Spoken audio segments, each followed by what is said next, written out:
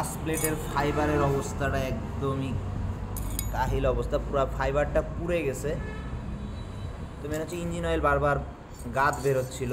আর এই Mobil filter যারা change করেন না, মোবিল ফিল্টারটা অবশ্যই প্রথমবার অথবা দ্বিতীয়বার, যদি মিনারেল ইঞ্জিন অয়েল ইউজ করেন তো 2বার ইউজ করতে পারবেন, অথবা ফুল সিনথেটিক ইউজ করলে 1বার ইউজ করবেন।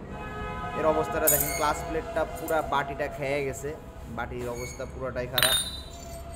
কোথায় হাফ সেন্টার বলি আমরা, হাফ সেন্টারের অবস্থা পুরা কতটা ডিপ হয়েছে দেখতে পাচ্ছেন। তো মেন হচ্ছে গিয়ে ইঞ্জিন অয়েল যে কালার বেরোয়, কালো বেরোনোর কারণ কি, এই ক্লাস প্লেটের ফাইবার যখন খাওয়া শুরু করবে তখন ইঞ্জিন অয়েল কালো বেরোবে। আর কী করে রানিংয়ে দেখবেন ইঞ্জিন ফ্রি হয়ে গেছে, সঠিক টর্ক পাচ্ছেন না বাইকে, এক কথা সঠিক টান পাবেন না, গাড়ি রানিংয়ে ফ্রি হয়ে যাবে। তো এই অবস্থা হইলে ক্লাস প্লেট পুরা পার্টি কমপ্লিট ধরে চেঞ্জ করতে হবে। প্রেশার প্লেট পুড়ে গেছে, ক্লাস প্লেট পুড়ে গেছে, আমরা এখন পুরা অ্যাসেম্বলিটা চেঞ্জ করে দেবো। এটা হচ্ছে কমপ্লিট অ্যাসেম্বলিটা ধরে চেঞ্জ করে দেবো।